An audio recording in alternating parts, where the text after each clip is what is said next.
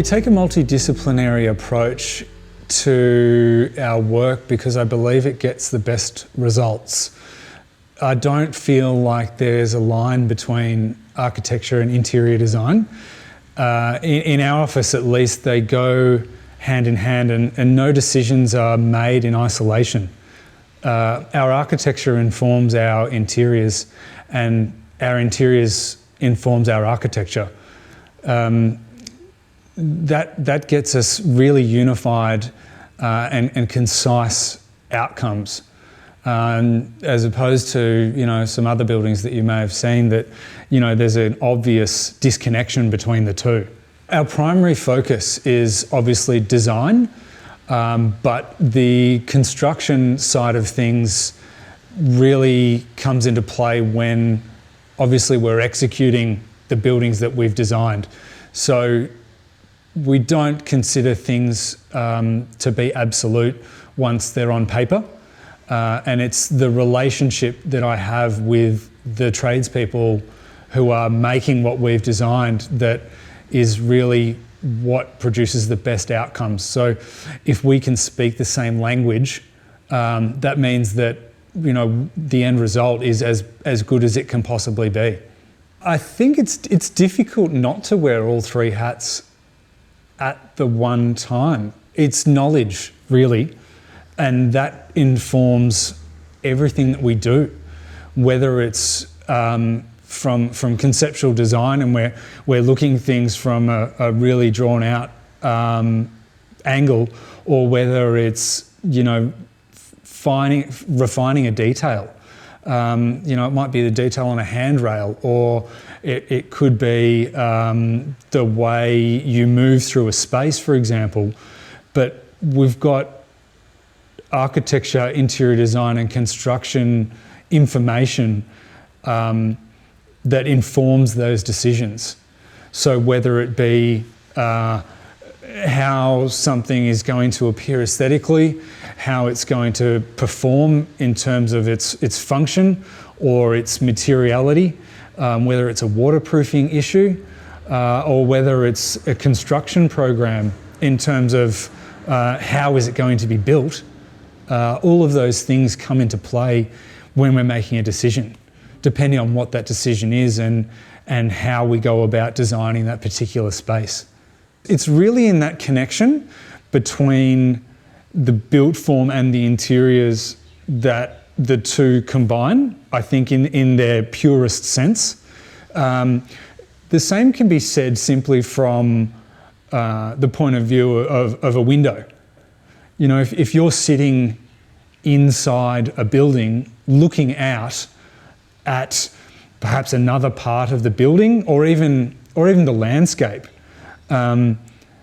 is that interior design or is that architecture or is that landscape design? It's all sort of dependent on your point of view, how you're experiencing it at the time, and I don't think it ever really acts in isolation.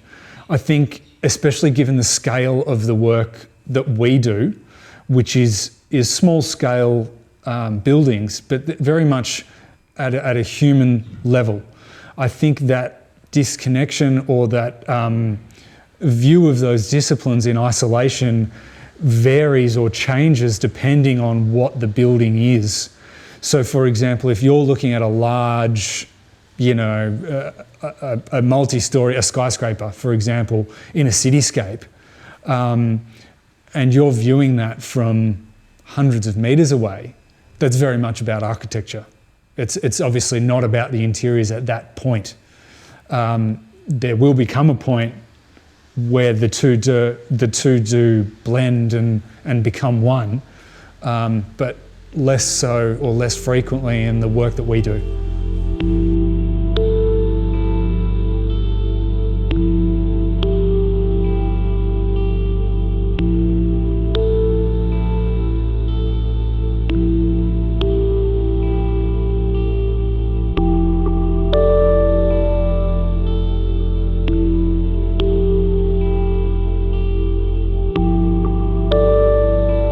I think our core values really lie in quality primarily.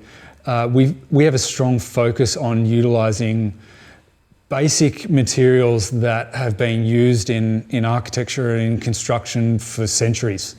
In my opinion, you can't really go past concrete, brick, steel, timber and glass.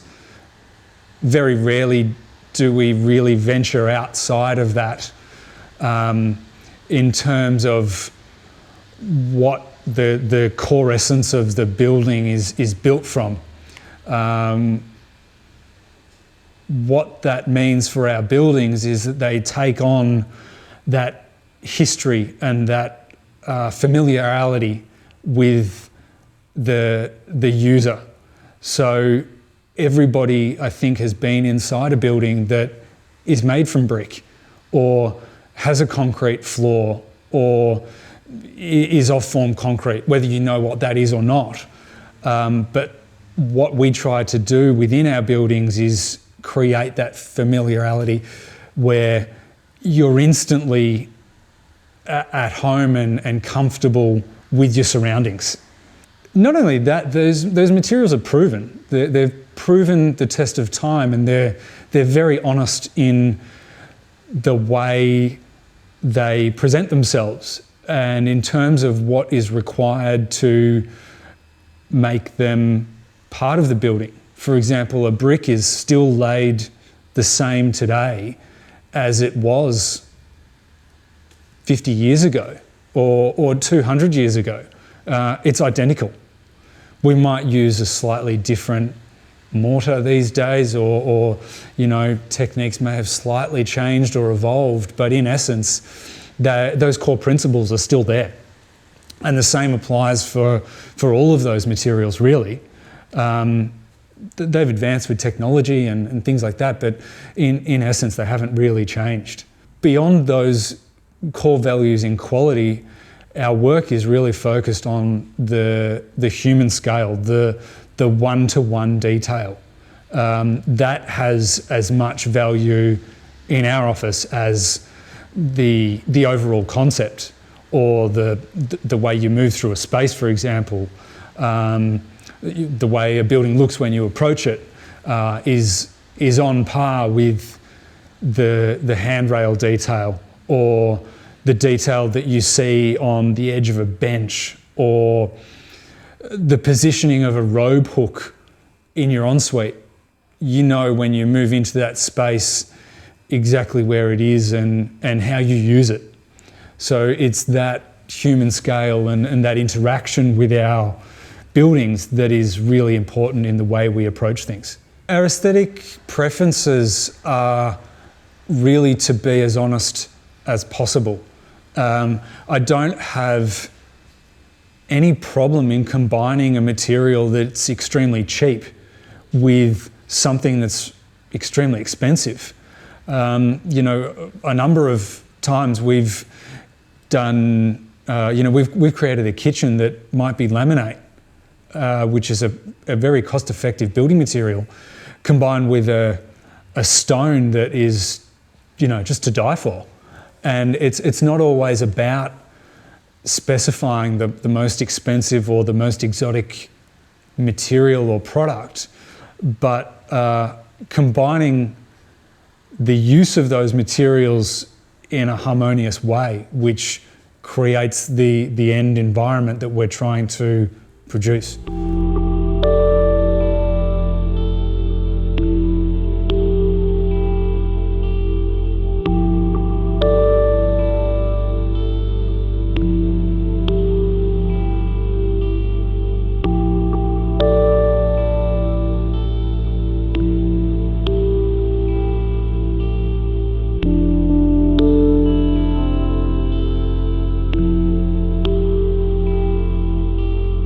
Our principles in terms of the people that we work with are that we try to work in a most collaborative way. I think that probably stems back to my knowledge and involvement in construction and understanding what it takes to have a building executed to its highest possible outcome. And that's not the efforts of one person, despite what people may think or what other people may, perceive. It requires a lot of effort from a large number of people to make that happen. And it's those relationships that I really try to foster and celebrate. So I'm always working very closely with all of the people on site, obviously with the client as well, given that it's their home or it's their office or their building, for example. But at the end of the day, they entrust us to have the skills and the knowledge to execute things properly. And it goes from being our job to produce something that is on paper to then working with the people who are making it happen in reality. And there's always knowledge to be taken from many, many areas, but all of those people involved have something to bring to the table. A really good piece of advice that I was given from my dad actually was that an approach to take that'll get a good reaction or a good response from a tradesperson is to not to dictate how something is done or to try to tell them what to do, but to rely on their experience and to take the approach of, well, this is the outcome that I'm trying to achieve. If what I have proposed is not the best way of doing it, give me your experience and your guidance on how we can achieve the same outcome, but with a result that everybody is happy with. Because ultimately it's all of those people that are taking those responsibilities on board as well.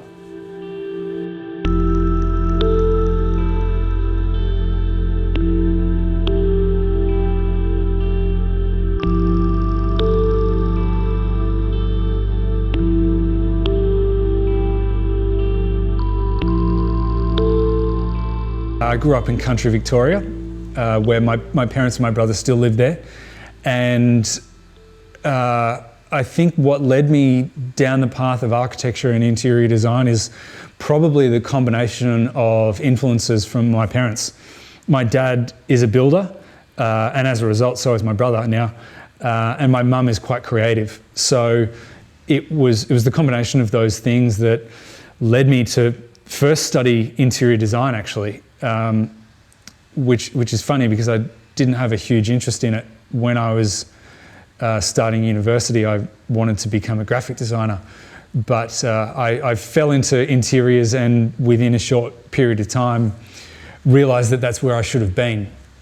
I had the opportunity to change out of interiors and move straight into architecture.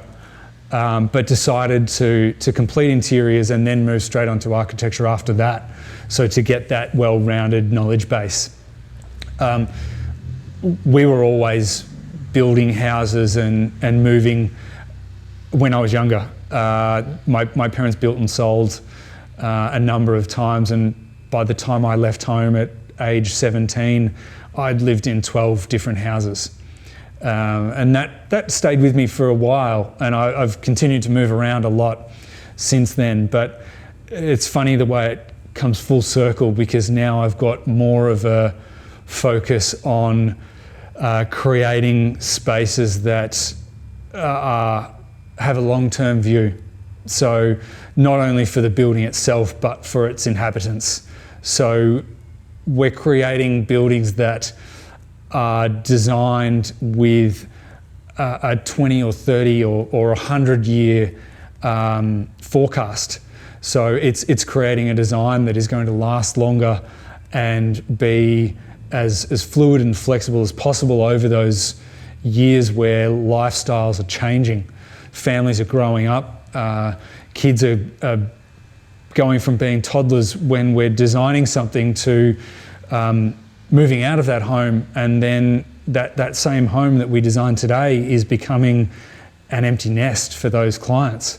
So it's taking those things on board now, and how do we best prepare for those so that we're not ending up with a building that's outdated and requires another complete renovation or requires knocking down in 20 years' time because it's no longer relevant.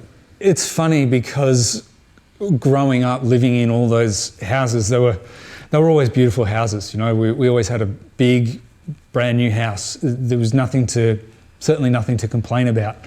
But the one thing that it didn't give me was I never had a sense of home.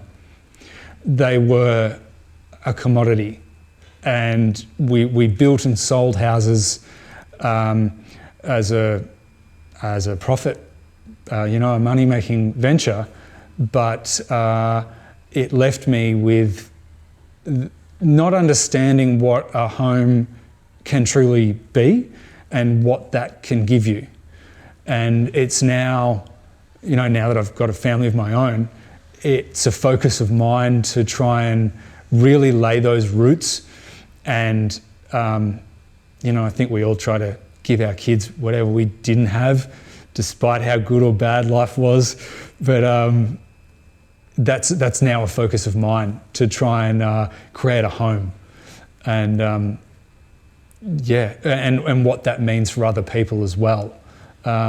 It's kind of a foreign concept to me to have been born in a house and to live in that same house 25 years later as a young adult. But everyone does that. It happens every day. But trying to recreate that in my work now is something that is a really strong focus.